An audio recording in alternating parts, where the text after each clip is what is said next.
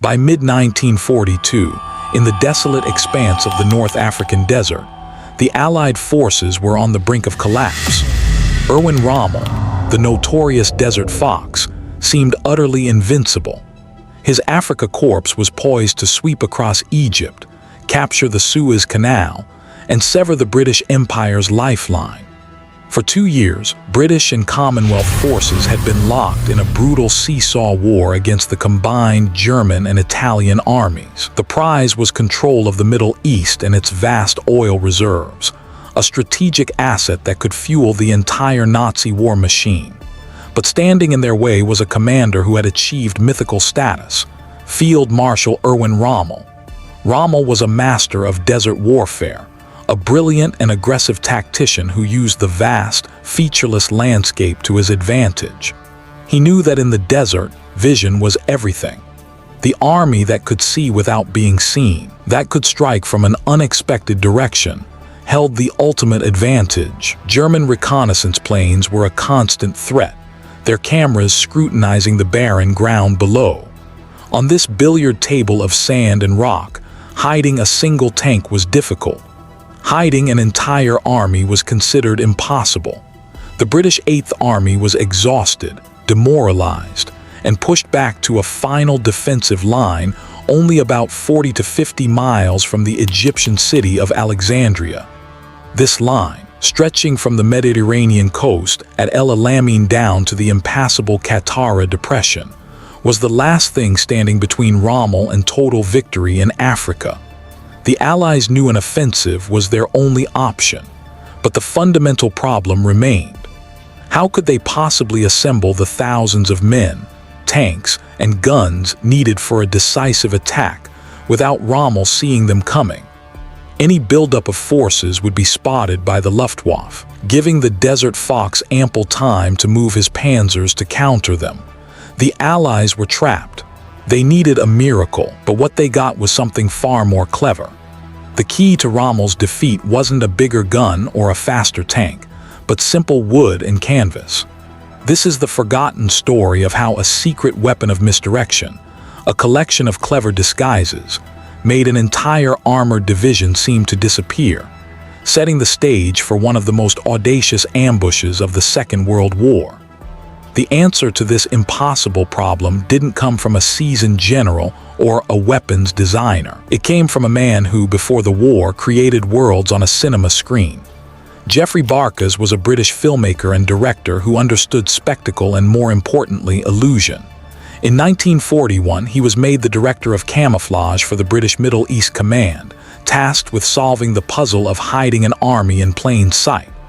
Barkas assembled a team of the most unlikely soldiers imaginable: artists, set designers, painters, architects. This group, based at a camouflage development and training center near Cairo, became known as the Magic Gang.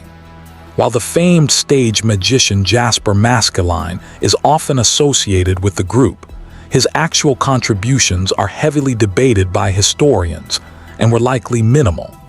The real magic came from the collective genius of these creative professionals who understood a fundamental truth. You don't need to make an army invisible. You just need to make it look like something else. Their job was not just to hide things.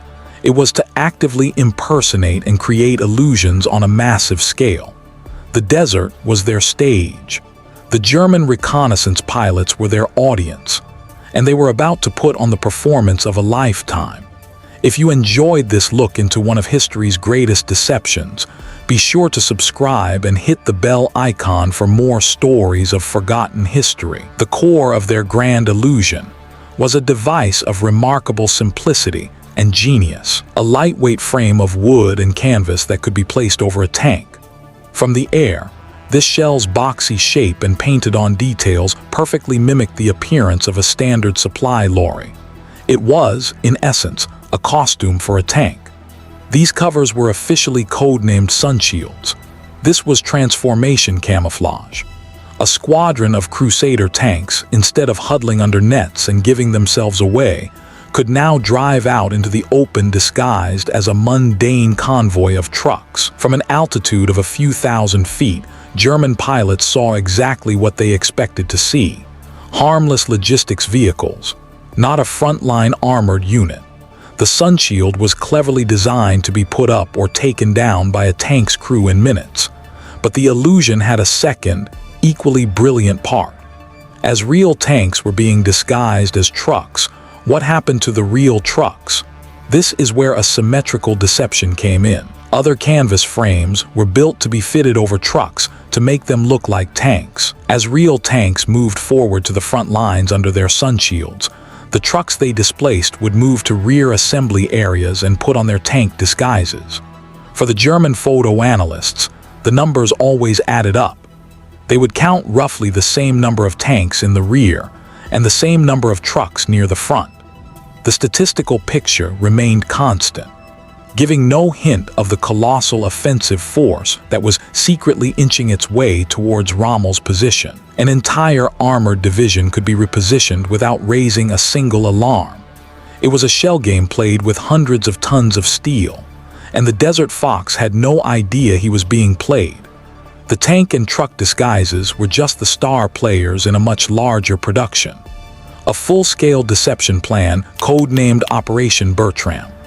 Devised by the master of deception, Dudley Clark, and his secretive of force, Bertram's goal was twofold: to hide the real attack force in the north, and to convince Rommel that the main assault was coming from the south.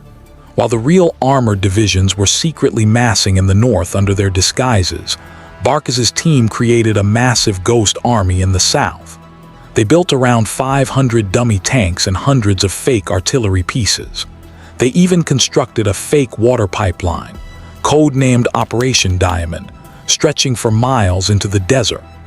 The pipeline was deliberately built at a slow, convincing pace, signaling to German intelligence that any southern attack was weeks away. At night, crews would move the fake pipe sections forward, ready to be laid again the next day, creating the illusion of slow but steady progress. To complete the ruse, Operation Canwell broadcast fake radio traffic, simulating the chatter of an entire army corps preparing for battle in the south. Dummy supply depots were built. Vehicles were driven around to create tracks in the sand, giving the illusion of constant activity. The deception was meticulous. The goal was to feed Rommel's reconnaissance so much convincing evidence of a southern attack that any confusing reports from the north would be dismissed. The new commander of the 8th Army, Lieutenant General Bernard Montgomery, was staking everything on this grand illusion. He tasked his men with the impossible. You must conceal 150,000 men, with 1,000 guns and 1,000 tanks. You cannot do it, of course, but you've bloody well got to. On the night of October 23, 1942, the illusion gave way to brutal reality. Operation Bertram had been a spectacular success. Convinced the main Allied attack was coming from the south and was still weeks away, Rommel was on sick leave back in Germany. His replacement, General Georg Stumm, and the rest of the Axis command were caught completely by surprise. At 9:40 in the evening, over 1,000 Allied guns opened fire simultaneously, lighting up the night sky along the northern front. This was the start of the Second Battle of El Alamein. Under the cover of this immense artillery barrage, the camouflage tanks threw off their disguises and surged forward into the Axis minefields. The Desert Fox had been outwitted. The deception had worked perfectly. German and Italian armored reserves, including the formidable 21st Panzer Division, had been positioned in the south to meet the phantom army that Barkas and his team had created. By the time the Axis command realized they had been duped and tried to redeploy their forces north, it was too late. The 8th Army had already punched a hole in their lines. Captured German officers later confirmed how effective the deception was. General Wilhelm Ritter von Thoma, captured during the battle, admitted their intelligence had placed the main Allied armored strength in the south, completely misjudging the assault's location. The victory at El Alamein was a decisive turning point in the war. It shattered the myth of Rommel's invincibility and led to the eventual expulsion of all Axis forces from North Africa. As Winston Churchill famously put it, "Before Alamein, we never had a victory. After Alamein, we never had a defeat." The victory at El Alamein was the result of immense bravery, industrial might, and strategic brilliance. But it was also a victory for imagination. Operation Bertram and its ingenious deceptions were a testament to the power of creative thinking, proving that sometimes the most effective weapon isn't one of fire and steel, but one of canvas and paint. It was a powerful reminder that in warfare, perception is reality.